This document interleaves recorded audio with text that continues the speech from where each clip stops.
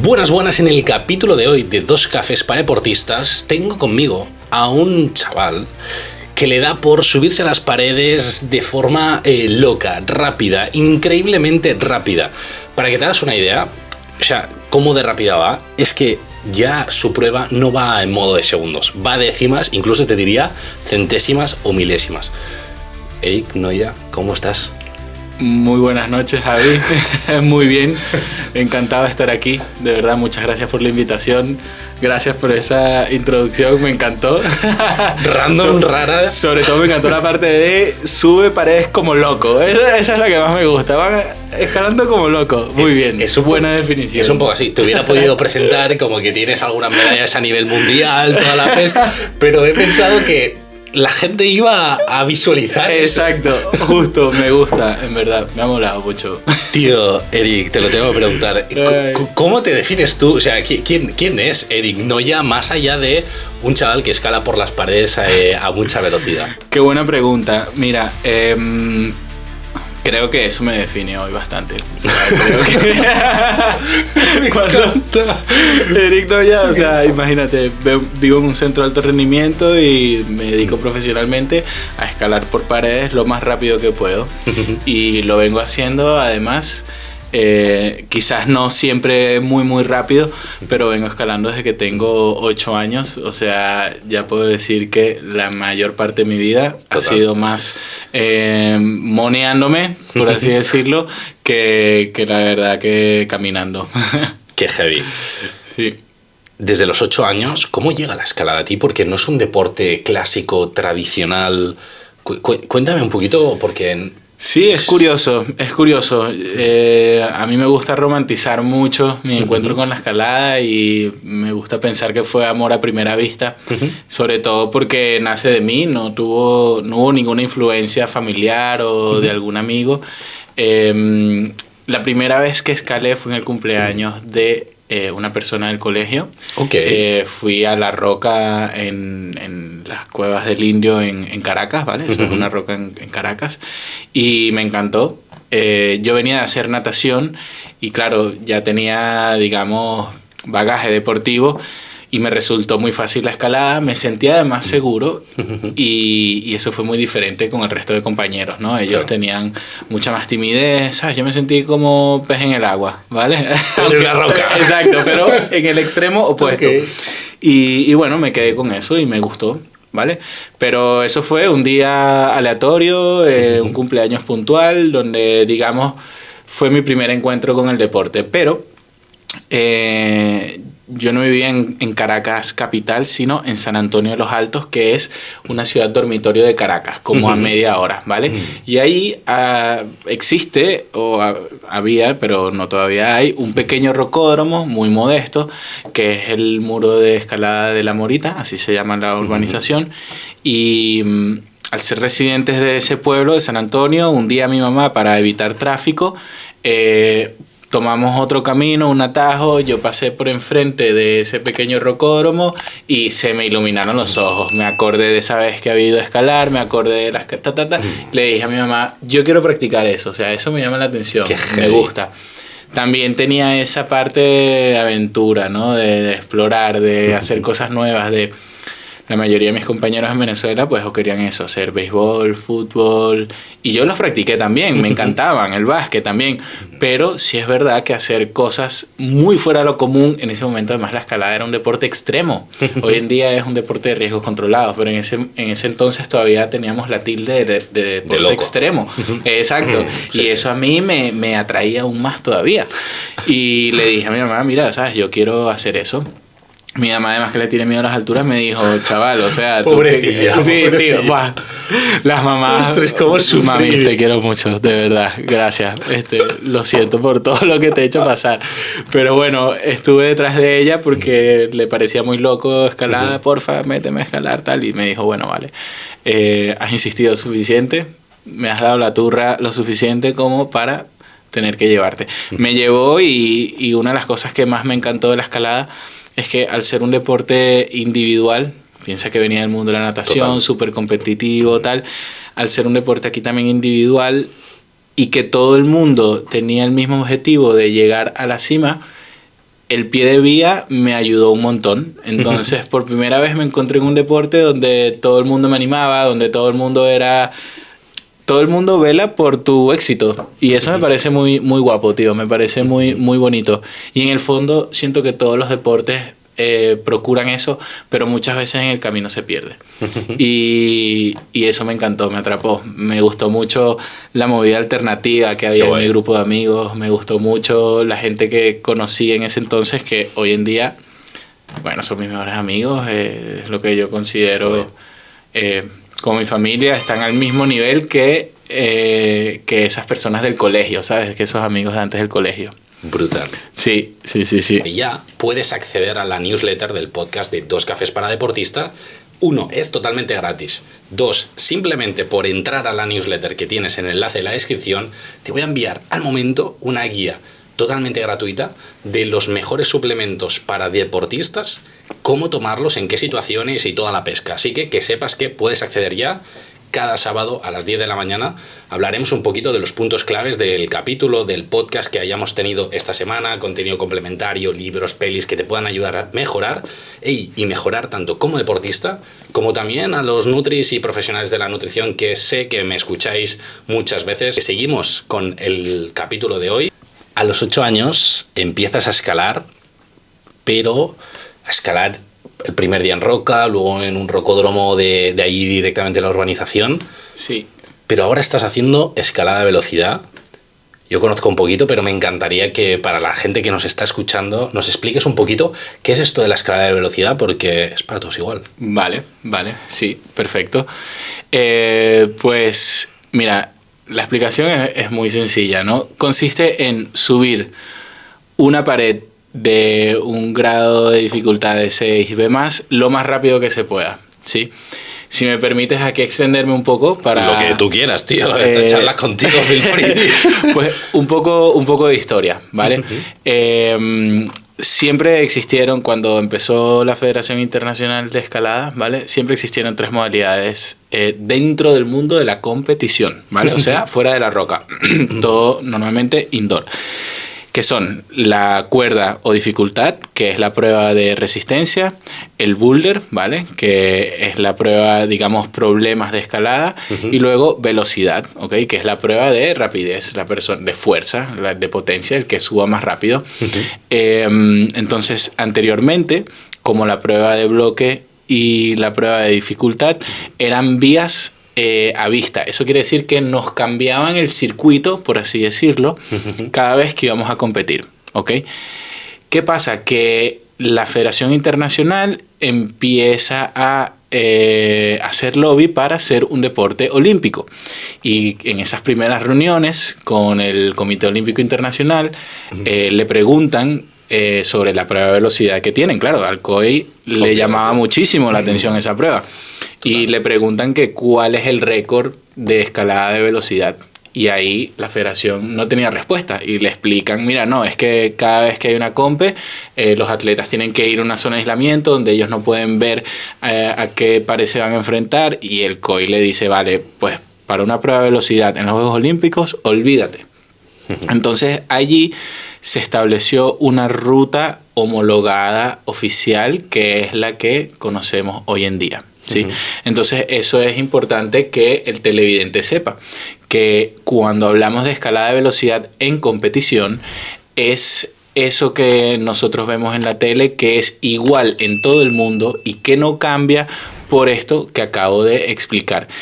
Entonces esa estandarización permite que tengamos un récord que sea igual en todo el mundo, ¿vale? Y que, bueno, ya se pueden imaginar, viene a ser como unos 100 metros lisos de la escalada. Dato muy curioso. Porfa. A la persona que le encargan de equipar, de poner las presas, que son los agarres por donde nosotros vamos, ¿vale? Se llaman presas, que le encargan de poner las presas en ese sitio, digamos, de hacer el circuito, le piden que el récord se asemeje a unos 100 metros lisos, ¿vale? O sea, él pensaba que como máximo, humanamente posible, íbamos a poder subir por ahí en 10 segundos, 9 segundos, ¿vale? Pues ya lo hemos dividido A la mitad. Sí, van sobrados. Es que yo en la presentación que he dicho, que iba como un loquillo subiendo por las paredes. Pues esto es que es literal. Os pondré vídeos de él, o sea, escalando, o sea, no tiene ningún tipo de sentido. O sea, es que realmente, o sea, si en los vídeos no te pones a ver la escalada de velocidad, es que es, o sea, es muy alucinante. Es muy llamativa. De ver. Sí. O sea, tú llegas a pensar en plan, es que no he llegado a ver cómo ha puesto la mano ahí. Ya, y los pies y todo, sí, es imposible. Es una locura. Y tú mismo decías, ¿no? Y un detalle importante, ¿no? Que el mundo de la escalada, en el fondo, en el indoor, en la parte de competición, tiene 3 grandes bloques, ¿no? 3 grandes disciplinas.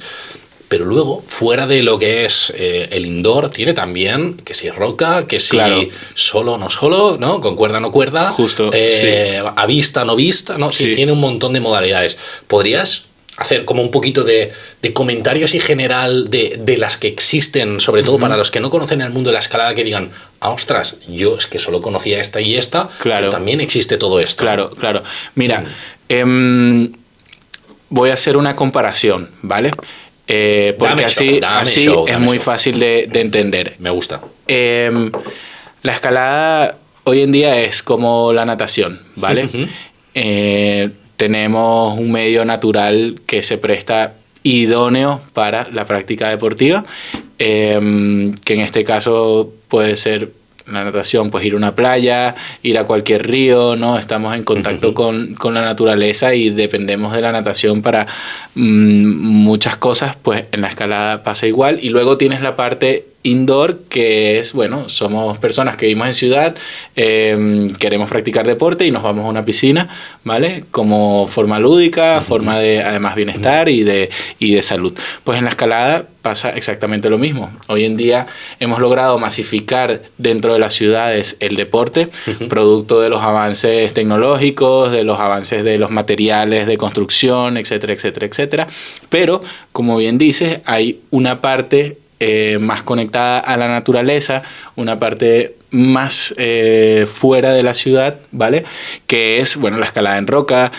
Sigue habiendo el montañismo, sigue siendo dependiente de la escalada, porque para poder coronar muchas montañas en muchas ocasiones necesitas escalar, ¿vale? Entonces, digamos que jugamos en esos dos medios.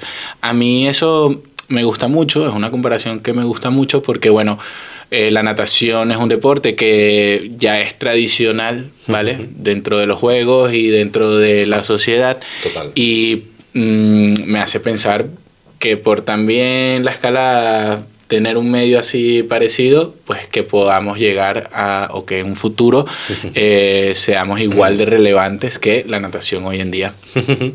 Me gusta, ¿no? Esta comparativa, yo la verdad es que no me la había planteado, pero realmente es 100% así, ¿no? Porque además viene la otra pregunta, Javi, perdona que te interrumpa, es que, porfa, mira, tú me puedes cortar todas las veces que quieras, ¿eh? Esto me lo preguntan muchas veces y me dicen, bueno, y tú entonces haces roca, o sea, además de hacer escalada de velocidad, además de entrenar, vas a la roca y haces, digamos, esa otra parte. Y bueno, es otra vez la comparación, es como que si le preguntases a Mireia Belmonte, oye, ¿tú vas a la playa, Mireia? Ella te dirá, bueno, sí, ¿no? O sea, eventualmente, claro que voy a la playa, pero digamos que no tiene nada que ver con lo que yo hago en mi día a día. Entonces sí, claro que yo puedo ir a la roca, me encanta, he ido a la roca muchísimas veces, me conozco el medio, pero hoy en día no es lo que yo hago, no es a lo que me dedico.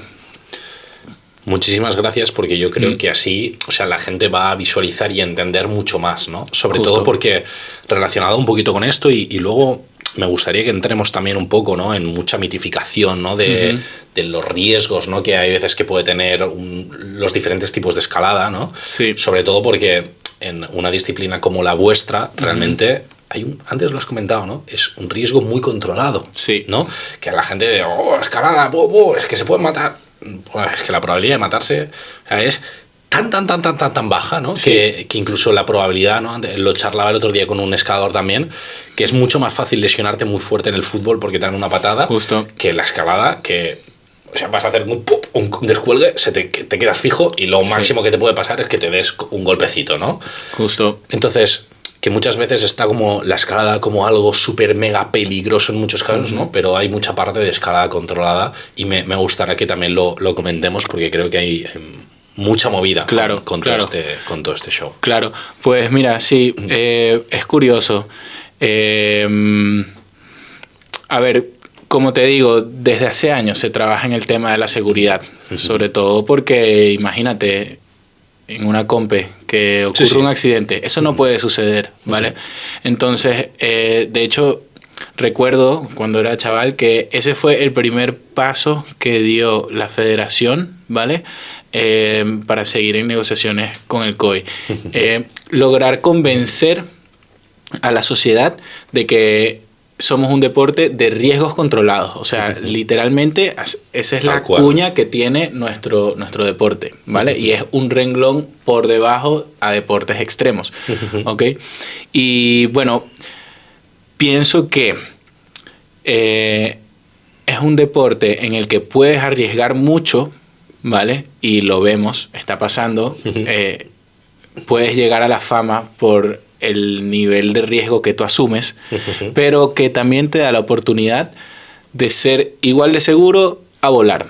Es lo mismo que volar. Otra vez, una comparación. Oye, estoy yo con las comparaciones aquí a tope, pero es lo mismo, ¿no? Tenemos mucho miedo a volar, pero cuando vemos las estadísticas de aviones, vuelos y tal, si se hace todo bien, si uno está concentrado, porque está el típico error de desconcentrado, tal, si se hace todo como toca, no debería de pasar absolutamente nada, ¿vale?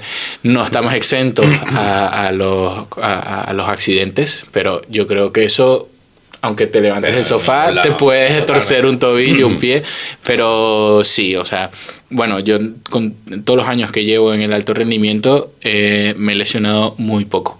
Y siempre me acuerdo de chaval cuando me lesionaba para las competiciones de escalada, cuando era juvenil y así, me lesionaba en otros deportes. Siempre era en vóley, siempre era en básquet y era como, tío, ligaste la competición de tu deporte importante, pero haciendo otras cosas. Entonces, bueno, yo creo que... Clásico. Sí, yo creo que eso puede servir, bueno, parte de estadística, ¿no? De mira, yo llevo escalando toda la vida y la verdad que escalando nunca me ha sucedido nada.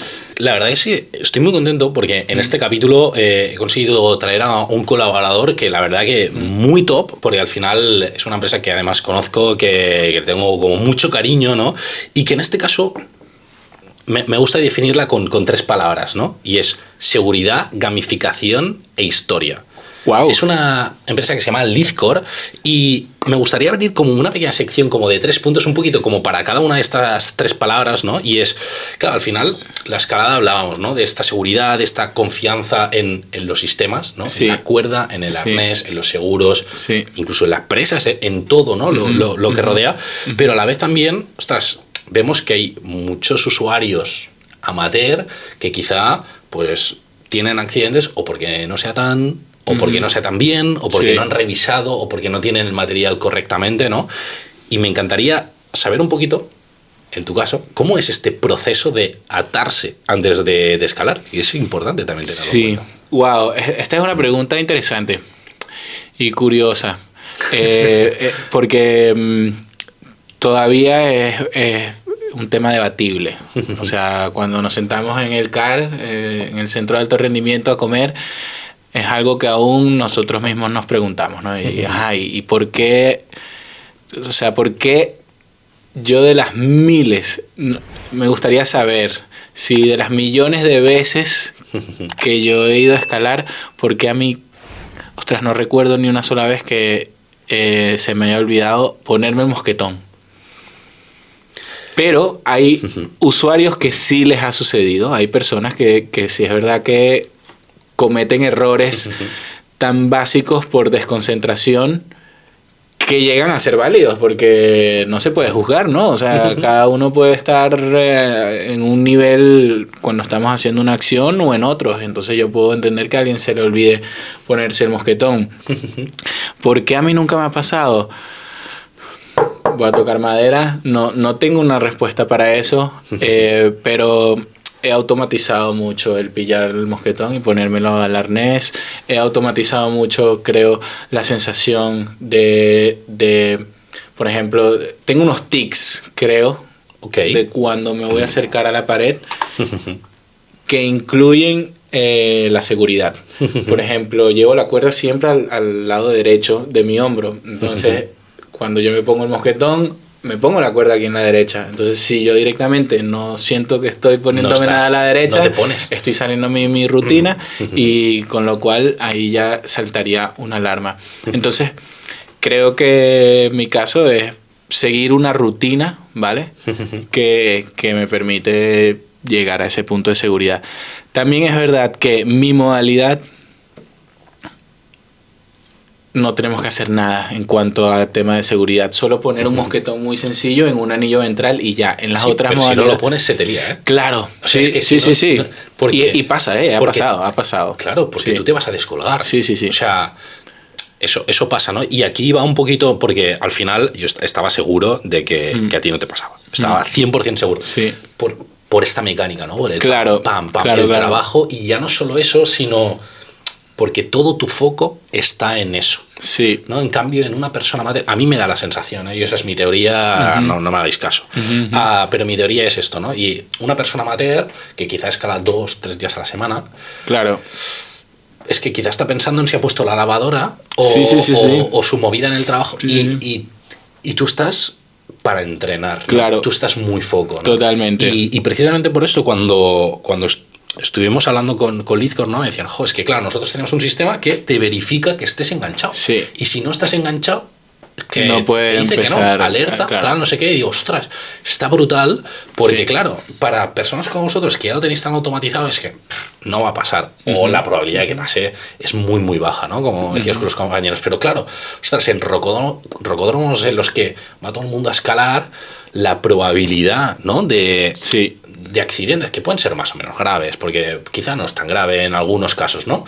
Pero ostras, algo tan simple como asegurarte que estás bien atado y ya no solo eso, sino que, claro, en tu caso decía, es que nosotros nos descolgamos.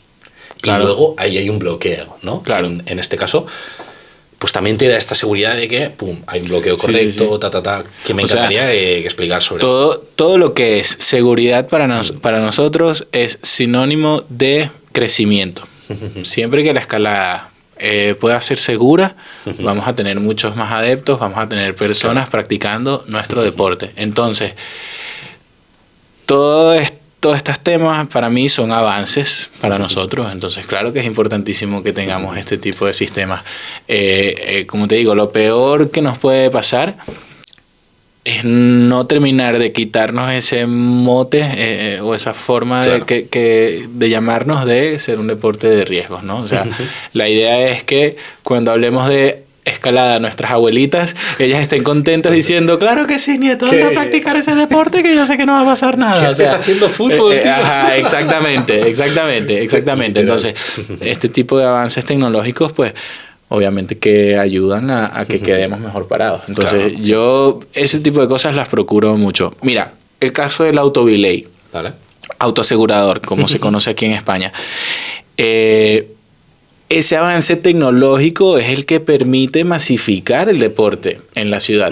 Si no tuviésemos el autobilay, no conoceríamos la escalada como la conocemos hoy en día. No pudiésemos ni siquiera hacer un deporte olímpico. Entonces, ahí hay un ejemplo claro de la relevancia que tienen este tipo de avances. Y el autobilay es un cacharro como el cinturón de seguridad de coche, ¿vale? Tiene una mecánica, digamos, parecida, que asegura que tú nunca vas a llegar al suelo, ¿vale? Y de momento no ha habido ningún caso de personas, bueno, seguro habrá por ahí alguna estadística, venga chicos, ahí a poner ahí qué tal, pero en general, todos, al menos así le dais un poco más de engagement al vídeo. Pero en general, o sea, yo no conozco a nadie, ¿vale? Que no haya que no haya hecho un descenso controlado por el autoasegurador, ¿vale? Y eso ha sido, ya te digo, una revolución dentro de nuestro deporte. Totalmente. Entonces, sí ha sucedido que personas se olvidan de no ponerse el mosquetón. O sea, al final son cositas que, y lo voy a relacionar con esta siguiente pregunta que creo que es importante también, ¿no? Y es la confianza en la que ya no solo de puertas afuera, que también, sino para ti como deportista, como escalador, ¿no? Decir es que yo estoy haciendo un deporte que es seguro. Es decir, que... Claro.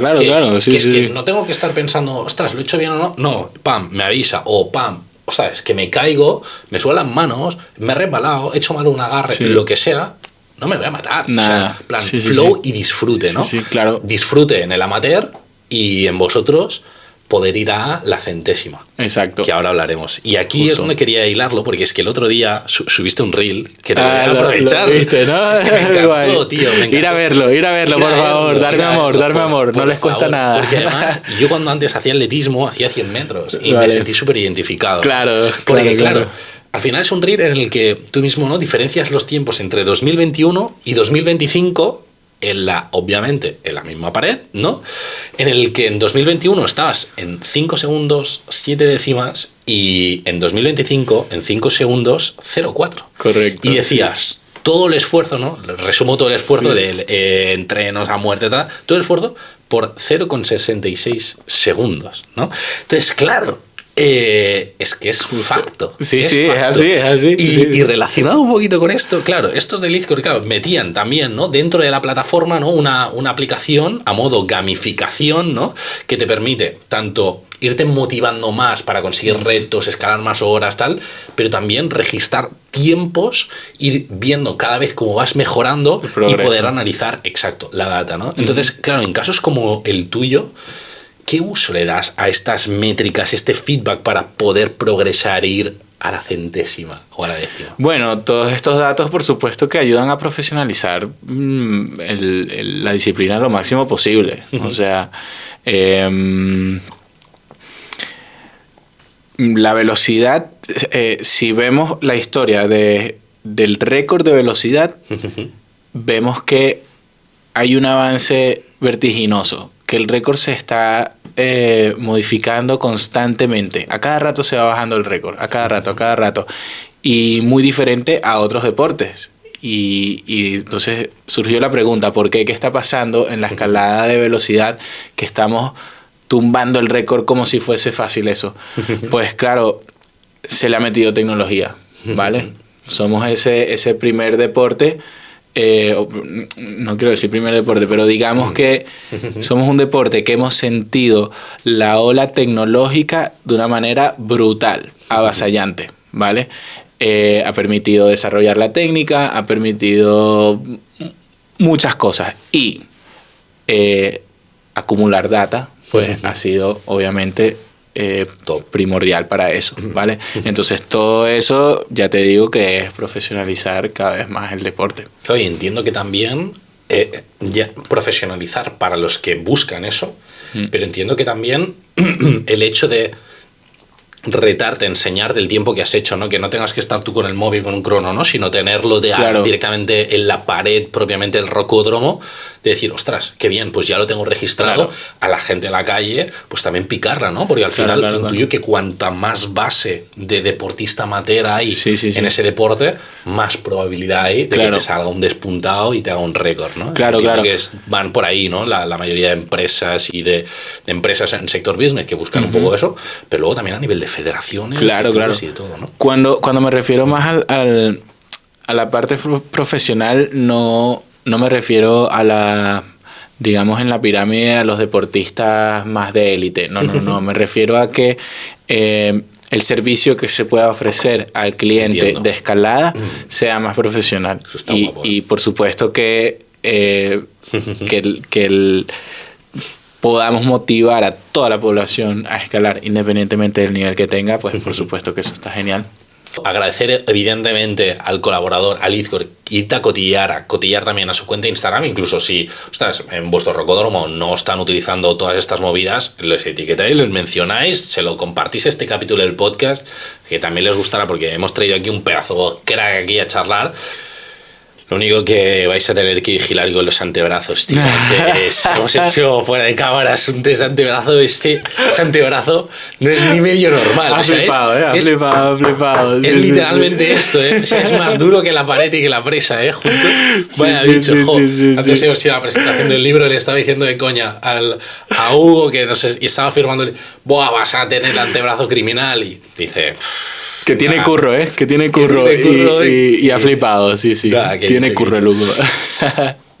Tío, te tengo que preguntar, porque estando en el centro de alto rendimiento del CAR, me encantaría saber un poquito cómo es una semana típica para ti. Vale. Estás viviendo ahí, estás entrenando a tope. Además, ahora ya por fin tenéis el espacio para entrenar propiamente en el CAR, o sea que ahora ya todo se queda in house. ¿Cómo es una semana para ti? Vale, pues... antes de empezar a comentar sobre este tema, quisiera aclarar que eso ha ido cambiando mucho. O sea, te voy a hablar de una semana de Eric ahora, pero yo entré en el CAR en el 2021 y he cambiado de entrenadores, he cambiado de habitaciones, inclusive pasé de estar de régimen interno a externo y ahora estoy de nuevo como interno, ¿vale? Entonces... la prisión. Tal cual. Una prisión de oro, libérense de las cadenas. Pero bueno, con lo cual... Mi respuesta actual va a ser muy diferente a lo que te hubiese comentado en 2 años, ¿vale? También siento que los atletas viven etapas en el CAR según la edad que tengan. Entonces, yo ahora soy un atleta, digamos, viejo, así de claro. Se lo decimos todos. Mírenme la melena, ya podrán verlo. Y claro, yo vivo el CAR de forma muy distinta a... una chica de gimnasia rítmica que puede tener 13 o 14 años, por ejemplo, ¿vale? Entonces estas niñas, pues claro, se tienen que despertar, ir al instituto. Vamos, es una película diferente. Eric Noya. Me despierto, intento cuidar mucho mi descanso, ¿vale? No tengo alarma. Eso es un arma de doble filo, ojo. Se te puede complicar. Sí, exacto. Pero bueno, intento descansar lo máximo posible. Desayuno ahí en mi habitación, mi avenita, mi huevo que me preparo en el fryer. Tengo ahí ya más o menos mi rutina hecha. Hago un buen desayuno con café, friki del café, y de ahí a entrenar.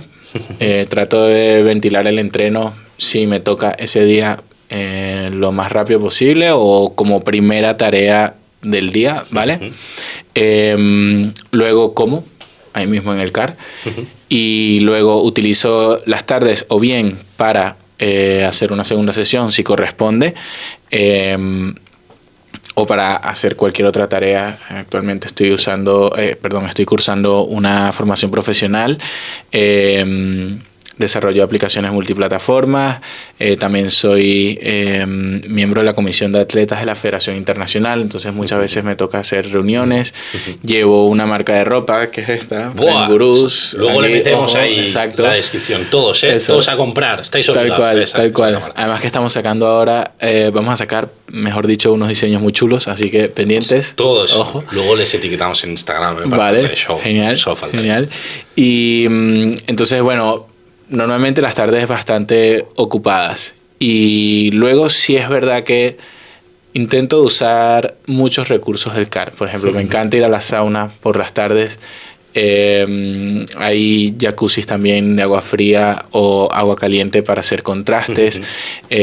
O también en muchas ocasiones me tengo que ver con algún profesional del CAR, ¿no? Tengo que ir a nutrición, fisioterapia, o cualquiera de todos los profesionales con los que estamos trabajando. Entonces, básicamente, vivir en el CAR para mí es como un estilo de vida. Es como un estilo de vida que conlleva todo eso que para mí es ser un atleta profesional, ¿no? Un deportista profesional, que es dedicarse desde que se despierta hasta que se acuesta. Full rendimiento. Exactamente. Cárcel de oro, ¿no? Exactamente. Sí. Hay un detalle que has dicho, ¿no? Y es el tema del descanso. Sí. Me levanto sin alarma y me encantaría saber qué importancia le das tú a la recuperación en tu disciplina. Muchas veces hablamos de rendimiento y la tope, pero ¿qué importancia le das tú a la recuperación? Pues mira, muchísima. Y sobre todo porque yo vengo de esa escuela de machaque. Vengo de esa escuela de gimnasio al fallo, a morir, a que cuando al día siguiente no pudiese mover ningún músculo del cuerpo, es que trabajé eficientemente. Entonces vengo de esa escuela y me he dado cuenta a punta de hostias que no es eficiente, ¿vale? Lamentablemente.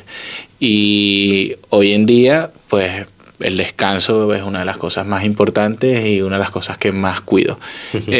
No solamente en cuanto a horas de sueño, no solamente en no poner alarma, sino también en cuanto a volumen de trabajo, sino en cuanto a días de descanso, etcétera, etcétera, etcétera. Es muy difícil, ¿no?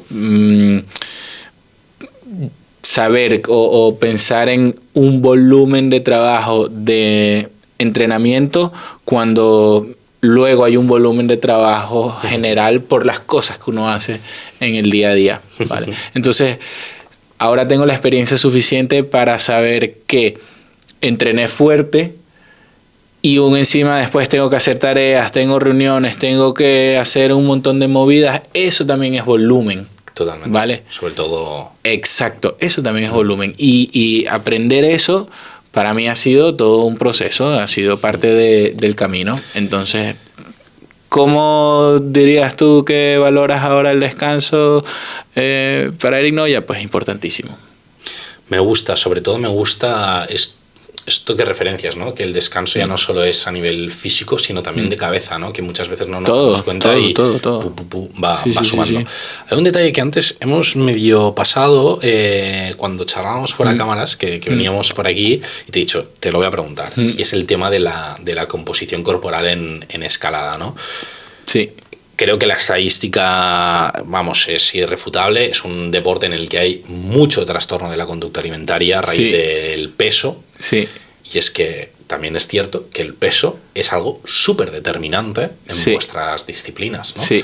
Me encantaría saber un poquito cómo ves tú esta situación, cómo la vives, ¿no? Un poquito ¿qué se respira relacionado con todo este tema de la composición corporal en el mundo de la escalada? Mira, es una pregunta interesante y sigue siendo un debate muy importante.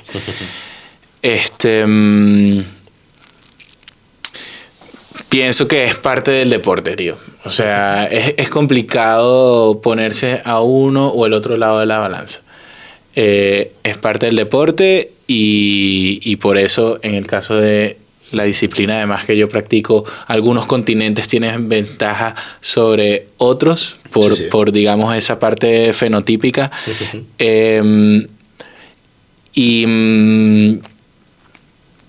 Me cuesta emitir una opinión, me cuesta decir, o sea, porque por un lado entiendo que, o sea, porque la gente tiene la ambición, la gente quiere tener un cierto cuerpo para poder ir mejor, más rápido, lo que sea. O sea, yo toda esa parte la entiendo, pero también entiendo que no está bien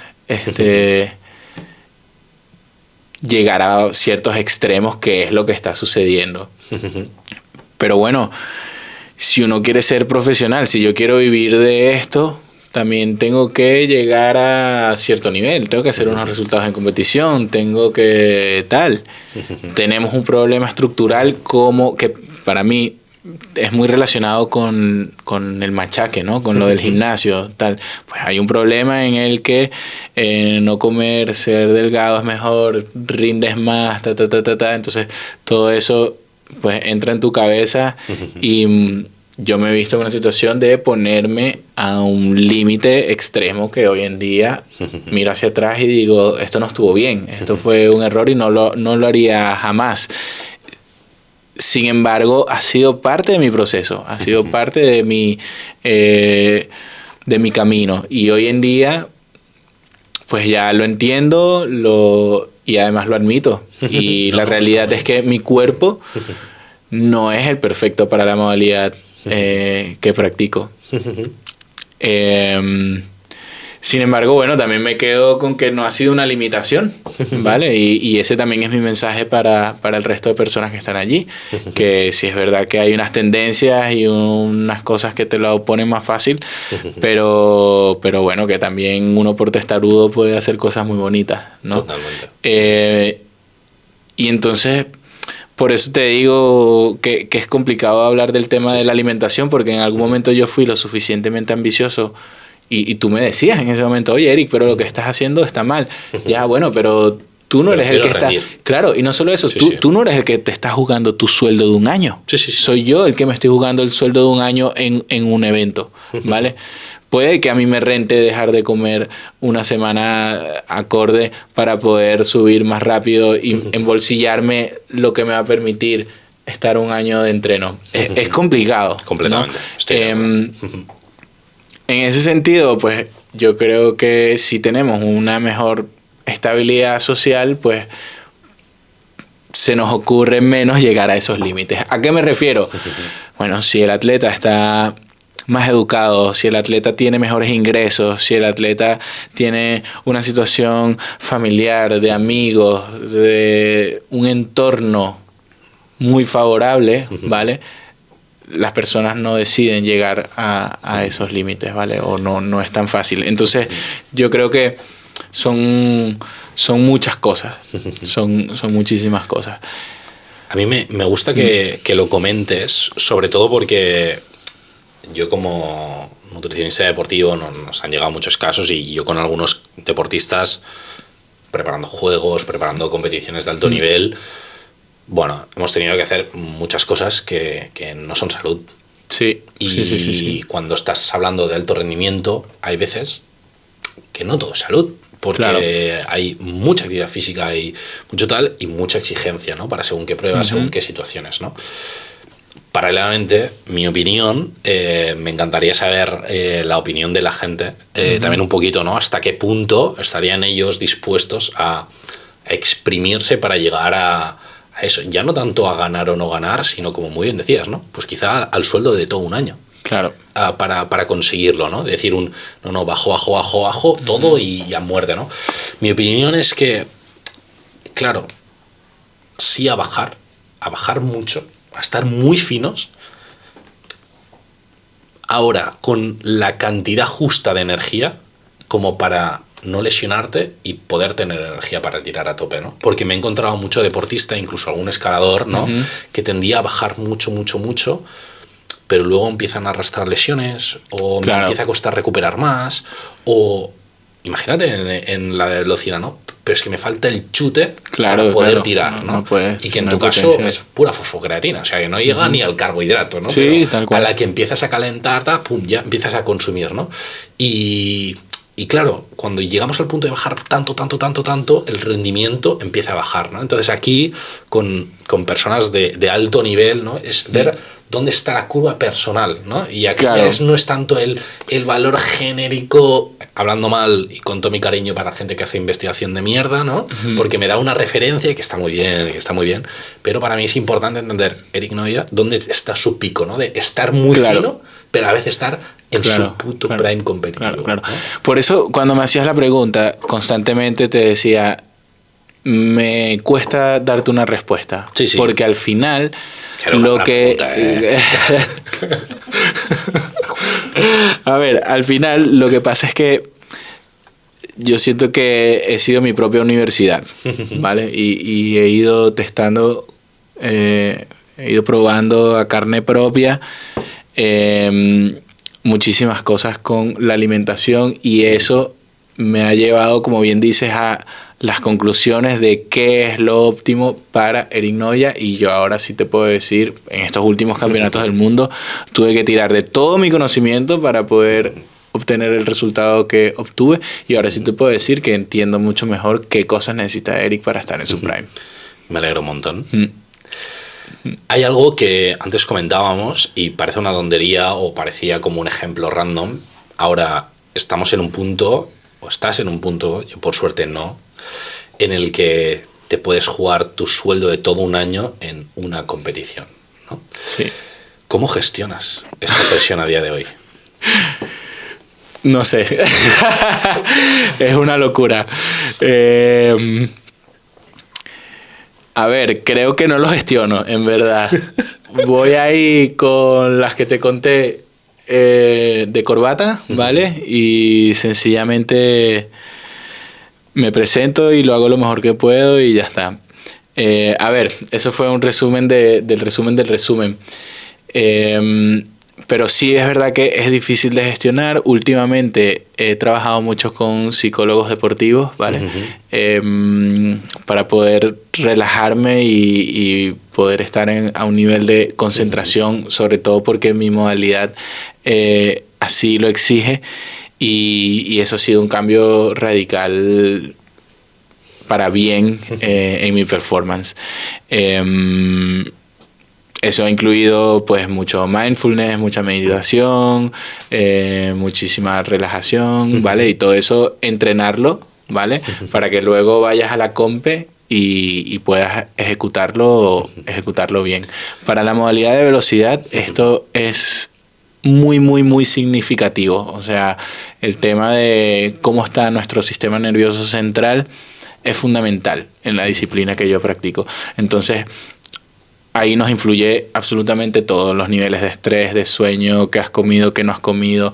Entonces, me he vuelto un maestro de sensaciones, me he vuelto un maestro de lectura de mi cuerpo para poder ajustar lo mejor posible in situ en cada una de las competiciones.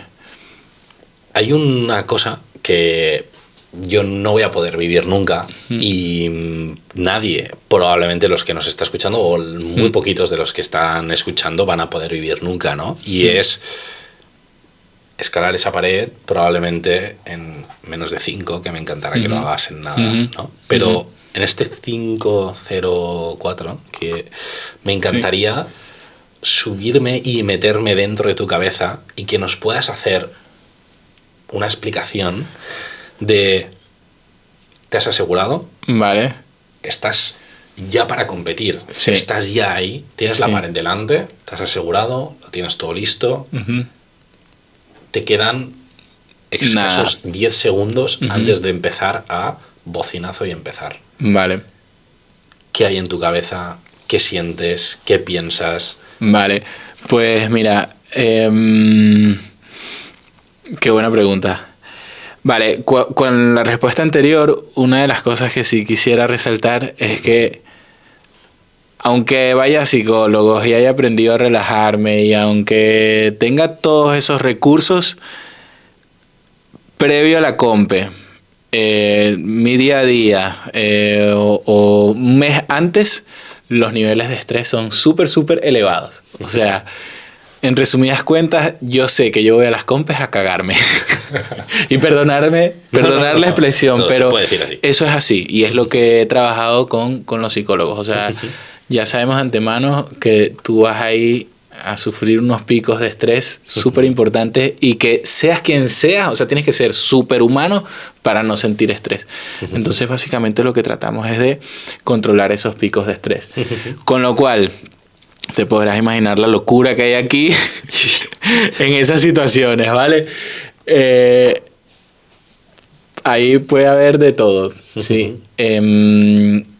Normalmente es tratar de los pensamientos que tengas, bien sean positivos o negativos, los ves y la idea es dejar que pasen para que no te influyan en tu sistema nervioso central, ¿vale? Cualquier pensamiento demasiado positivo puede excitarte muchísimo y eso hace que luego tengas una ejecución peor. Cualquier pensamiento negativo puede afectar también a tu sistema nervioso central suficiente como para que tu ejecución sea mala, ¿vale?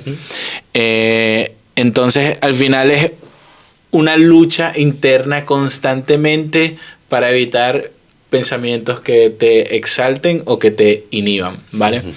Y estoy en eso constantemente, en las compes, tratando de meter a mi mente a mi cuerpo. ¿vale? Mi respiración, mis sensaciones en los músculos, ¿vale? Para evitar esos pensamientos que me puedan traer algún tipo de furor. Mira, vamos a hacer aquí una primicia en el podcast. Porfa. Yo escribí Ok. muchas cosas que se pasaban en mi cabeza para luego mostrárselas al psicólogo, ¿vale? Ok. Y es curioso porque esto va a sonar muy romántico, pero en verdad estoy hablando de mis demonios, ¿vale? O sea, estoy hablando de pensamientos que estoy tratando de evitar durante la compe, pero son los pensamientos que me vienen, ¿vale? Un segundo que lo tengo aquí en notas. Que además, mientras lo buscas, me ha parecido brutal, sí. ¿No? Es como un... acepto que tengo un pensamiento y lo dejo pasar para otro lado, ¿no? O sea, que me parece brutal el... sea lo que sea, es como deslizar, ¿no? Para otro momento.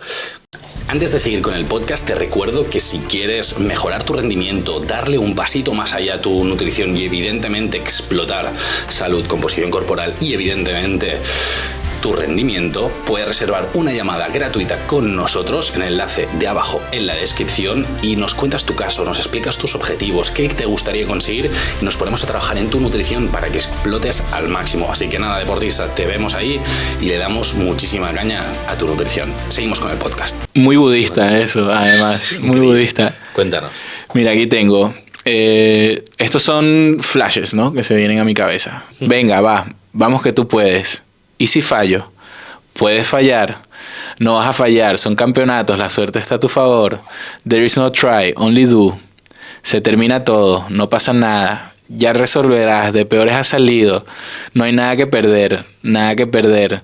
No te olvides de dónde vienes. No te olvides. Eres valiente. Eres valiente. No tienes que ganar. Puedes perder. No pasa nada. Puedes hacerlo. Familia, sé que están aquí. Ayúdenme a subir. Gracias. Mira las presas. Solo mira las presas. Hands up. Hands up. Y son como cuñas que voy metiendo, pero que en verdad no me benefician en nada. Pero luego hay una parte que aquí me gusta mucho, que es ese momento en el que escucho At Your Marks, que ahí ya pasa a haber un absoluto silencio sepulcral en mi cabeza. O sea, ahí ya no escucho absolutamente nada y de hecho mis mejores ascensos son aquellos en los que no sé ni qué sucedió.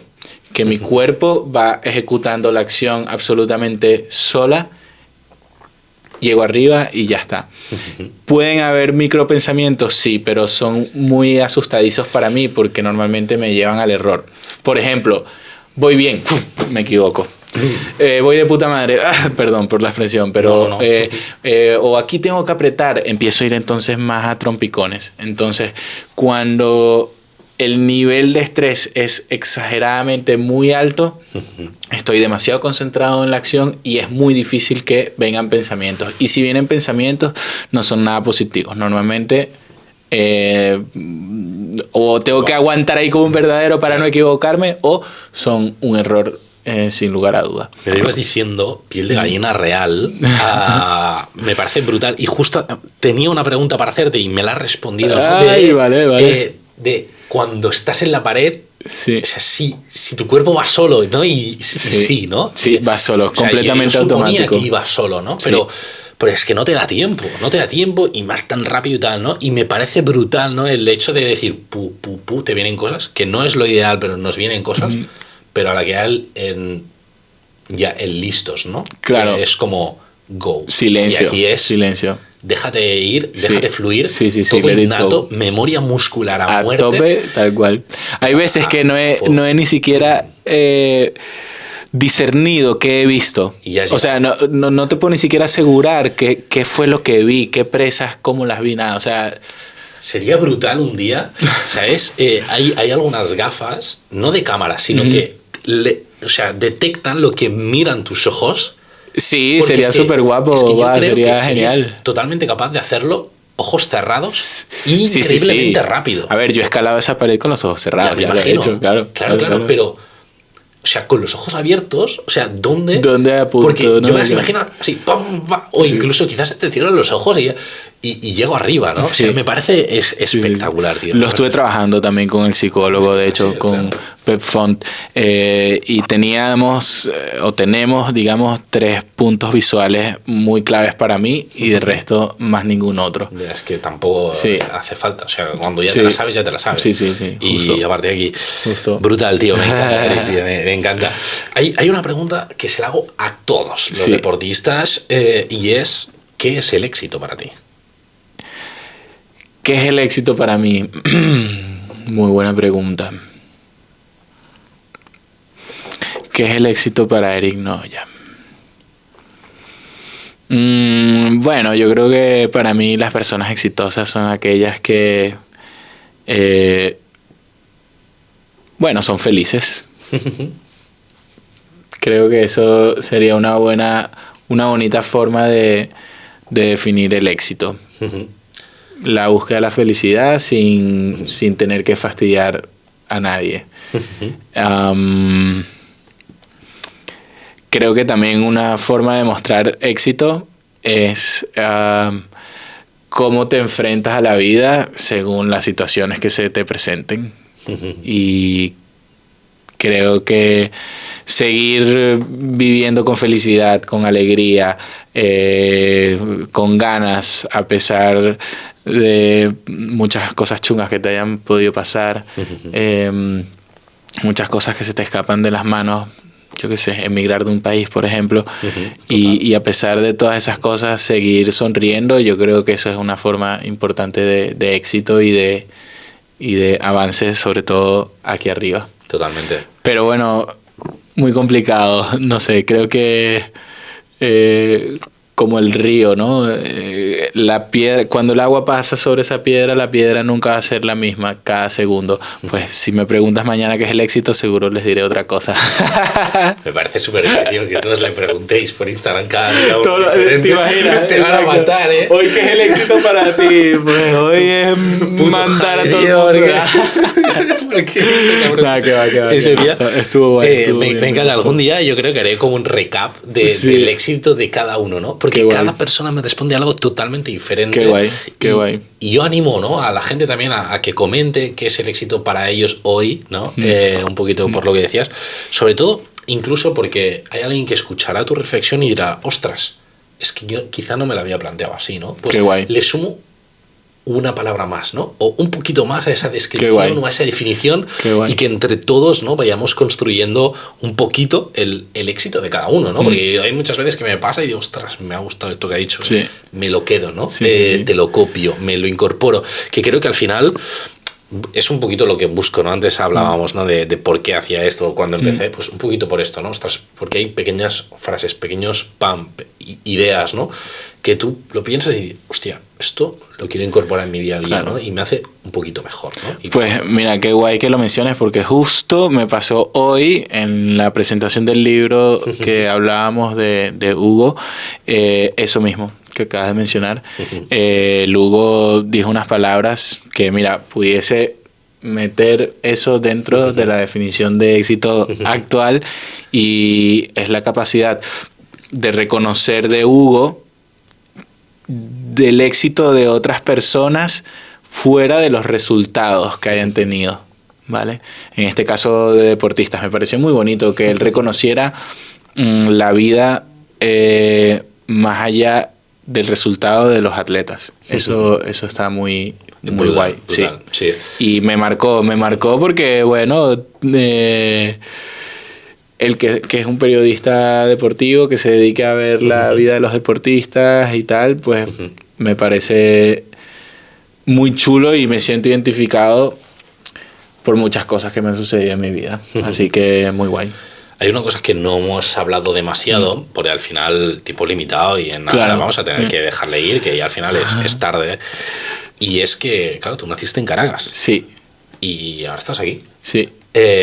Cuéntanos un poquito cómo fue esta transición, porque yo creo que tampoco debe ser un cambio fácil, ¿no? Ya, sí. Bueno, depende, ¿no?, de cómo venga el cambio. Primero, eso, comentar que aunque nací en Caracas, soy español de origen, ¿vale? Eso quiere decir que tengo la misma condición que una persona que nació en España. Y eso es a raíz de que mi padre nace en Vigo, ¿vale? Es gallego. Entonces, bueno, tengo esa parte gallega y luego por parte de madre soy una mezcla de alemanes y catalanes. Entonces, un poco de mix, ciudadano del mundo, pero bueno, ahí hay bastante de español. Total. Pero que eso, nazco en Caracas, crezco en Venezuela, ¿vale? Y sí, me tengo que venir en el año 2017 un poco a la fuerza, que esa yo creo que es la diferencia del caso de muchos venezolanos, que tuvimos que emigrar no porque quisimos, sino porque tuvimos. Y ese fue mi caso. Y efectivamente es una experiencia muy dura, es una experiencia chunga porque te replantea absolutamente todo, o sea, eso te revuelve por dentro completamente. O sea, yo vine aquí a España sin saber quién era. Esa pregunta que tú me hiciste al principio de quién es Eric Noya, yo no te la podía responder.